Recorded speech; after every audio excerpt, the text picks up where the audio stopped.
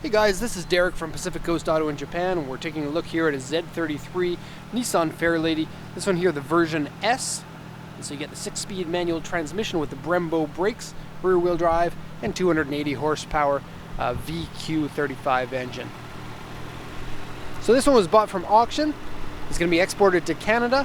131,000 kilometers on it, and this is going to be a post-purchase review of the vehicle before we ship it over to Canada. So first off, let's take a look at the engine. The VQ35 engine is a pretty reliable, easy to manage engine.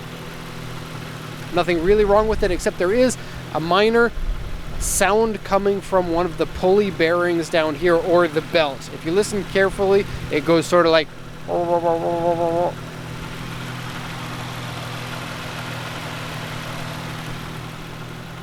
okay, so the oil was low on it. I put 2 extra liters of oil into it, and that's not a full top up of oil, and so when the vehicle lands, make sure that you change the oil. 2 liters will keep it safe for shipping. Coolant is fine though, and the coolant looks strong, which is good because this one's going to Canada, where everybody lives in igloos, including me when I lived there. Okay, have a look at the car. Black Fairlady Z33, super low.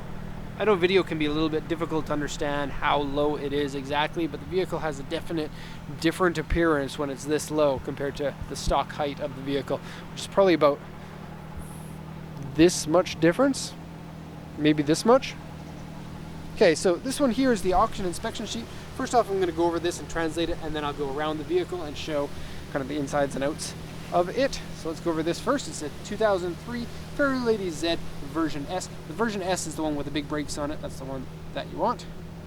Have a look at the headlights. These are the later model headlights. I'm not sure which year these headlights came in, so they may have been swapped. I know a lot of people like to swap the headlights to the later version. This one has the little projector lens in here and is a cooler looking headlight. This one has the earlier model hood though. The later model hood mimics the first generation 240Z with the kind of long and that thing on it. Okay, let's go over the rest of this. This is an auction grade 4 with an interior grade B and an exterior grade C. I think they were a little bit hard on the exterior grade because it's actually pretty good. I don't really see that much that's a huge problem. There are a few finicky things on it. Original black paint. These are the sales points written by the seller. Toll collection box. Rush adjustable suspension. Aftermarket upper arms. 326 power calabane. What? Power Shalabane. Don't know what it means. Maybe power challenge springs. 326 power challenge springs. I'm not too sure. Anyways, Blitz water gauge. I'm not sure if that actually is water because there's a gauge up there. It could be water or it could be oil. I didn't actually follow the lines to find out. Comes with warranty papers, owner's manual, and another key. And the auction reporter says steering wheel wear, interior dirty, fender edges bent. So they're rolled fenders or pulled fenders. Basically what that means is the inside here is flattened. And actually this one is quite aggressively pulled out because it used to have different wheels on here.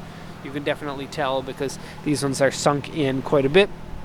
The person who bought this mentioned to me that he wanted me to say in the video that he's going to fix the way that the vehicle stands right now. So you can see those wheels are sunken in, and you can see you've got a lot of camber on the front. That's thanks to the aftermarket arm that's in there.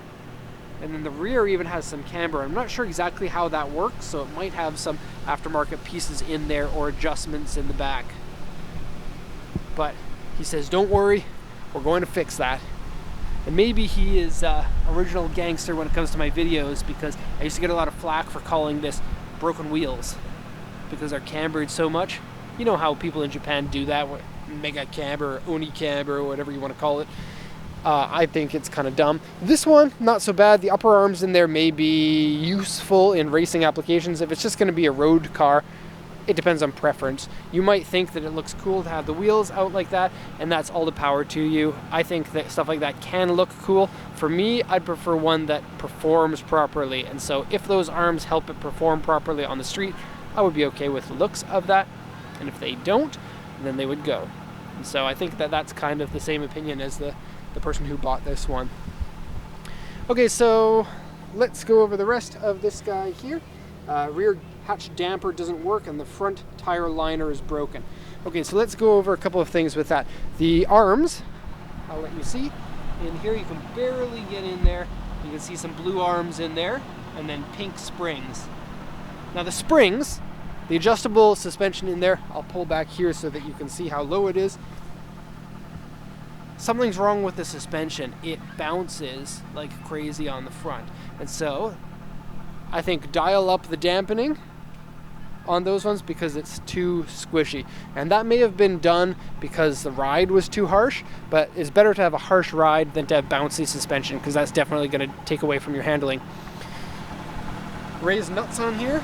Let's have a close-up of your nuts. Okay, there's the Brembo brakes. Okay, and this is the broken liner. You can see, actually, can you see that? I don't know. There you go. So tire rub has eaten it away, and I guess on this side it has eaten it away so much that it was just the inner liner was removed completely. Okay, so let's do the once around here. And I want to say something about ownership of a Fairlady. I think that Japan's famous for turbocharged cars, and for good reason. You needed to have engine sizes under certain amounts in order to save on taxes here, and so turbocharged engines really made a lot of sense here in Japan. And I think that when this Fairlady came out, there weren't that many people super excited about it because naturally aspirated engines are really hard to tune compared to turbo engines, and Nissan's really known for their turbo engines, and so a lot of people were disappointed at that. But now this is more than 15 years later, and there was a huge dry spell in performance cars from kind of the late 90s, especially JDM ones, from the late 90s up until basically when the FRS came out. And this, and the RX-8, were really the only two rear-wheel drive JDM performance cars. Now the Impreza and the Evo both duked it out for a little bit longer. The Impreza arguably more successful at that. But I think what we're going to see is the prices of these cars staying pretty strong as people realize that all of the 90s Japanese cars are going away, and there are lots and lots of these in a lot of different countries. And so this, I believe, is going to be one of those cars that gets more popular over time. And so now might be a good time to buy these. They're generally pretty good cars. They have a fairly short wheelbase. They have a nice engine. There's lots of aftermarket support for them. Arguably, the looks are good, in my opinion. And I think this is a better car than the car that that replaces this, the 370Z. Even though I kind of like the looks of the 370Z better, I've driven them both and I prefer the way that this one handles. It feels more like a 90s JDM car than the 370, which kind of feels like the fun has been taken out with a big syringe. Okay, rock chip here on the windshield. And we're going to look carefully here for some other damage to the windshield. The auction sheet says that there is an X1, which means a crack, and I was being a little bit dumb when I reviewed this car and forgot to check that. Usually I would before I shoot the video, so I can walk up to the windshield and say, here it is, look at me, I know everything. I forgot about it this time. So, oh, here it is. So there's the crack. Very minor, can be fixed. Doesn't look like something that's going to spread, but it has gone through the windshield. It is super tiny though. And that'll usually get you a lower price. Okay, so here B2, that one is a medium dent, and W2 here for repaint. I'm going to show you those two pieces of damage. This section here has paint damage, basically only on this part here. I don't know why that is. And then if you look carefully, there's also a crack in the paint here from rolling the fenders. And so get that sealed up. It's on both front sides, otherwise you're going to have rust spreading. Same thing right here. Here's where the B2 is. There's a screw inside here, and when they rolled the fenders, the screw pushed and kind of did a reverse dent right there. Oh, you can see it right. See it there? And you can really hear that sound of the pulley that I was talking about.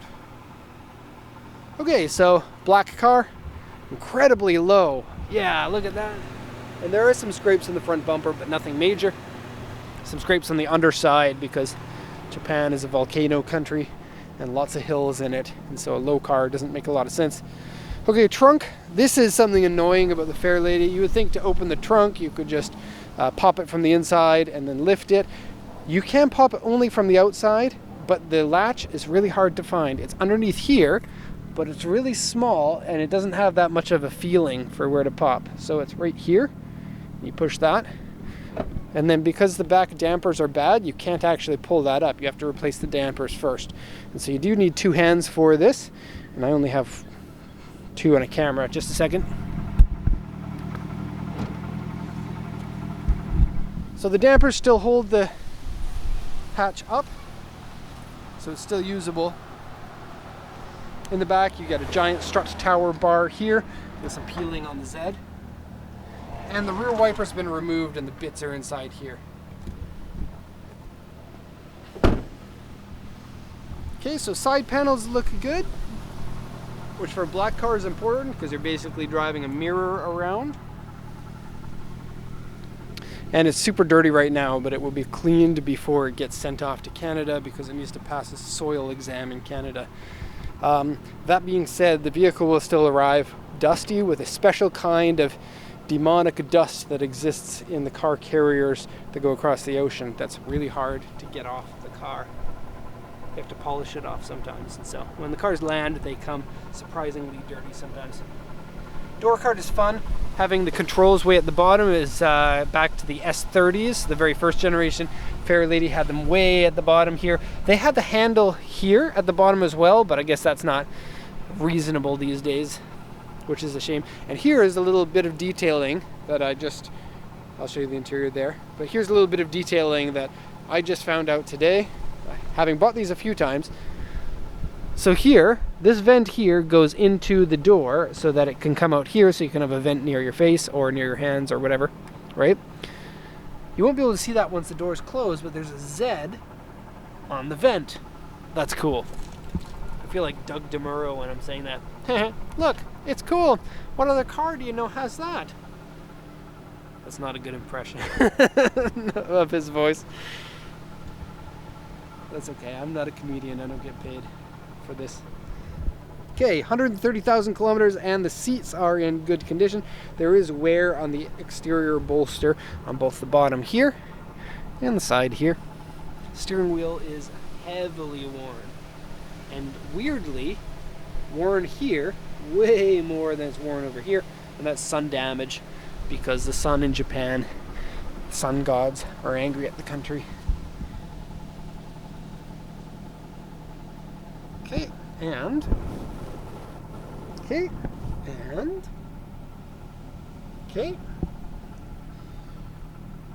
the interior has a lot of plastic, but it's not like RX-7 squeaky. It's actually sturdy in here, and so that's good. This one is fun. Ooh, how fun was that? Okay, steering feels very, very smooth, which is great. Older cars tend to not feel good in the steering. Super stocky arms there, the best kind. 6-speed manual, nice short. Well, not too short in this way or in how far it is from gear to gear. Good amount, I think. Double-din CD player, AC. I forgot to check if the AC works too. I turned it on as part of the interior check video, but forgot to mention if it was yes or no. So it's yes. Okay, good. Switch that off for now. Okay, you don't get a glove box, which is weird. You get this, which looks like it would open a glove box, but instead it just opens a cup holder. And it works properly. There's glue on the dashboard up there. And you get, instead, a little glove box back there, which I didn't open, and then 2 mini ones. There we go. And no hidden gems, no treasures.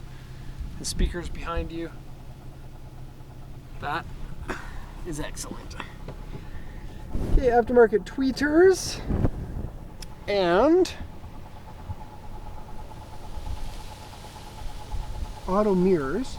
That's folding mirrors. I'll show you that. So you can set that to automatically happen when you turn the car off if you want. And comes with this. I don't know what this is. Throttle controller. If somebody knows, let me know. Toll collection box here. Okay, and good to see that this is working, because earlier it was on 50 because the engine was cold. That's going to be the end of the video. This video is 15 minutes long. That's too long for these videos. I want them to be between 10 and 12 minutes every time. Okay, so that's going to be the end of the video. Hope you enjoyed it. If you have any questions, feel free to post them in the comments section. Otherwise, thank you very much for watching, and have a nice day.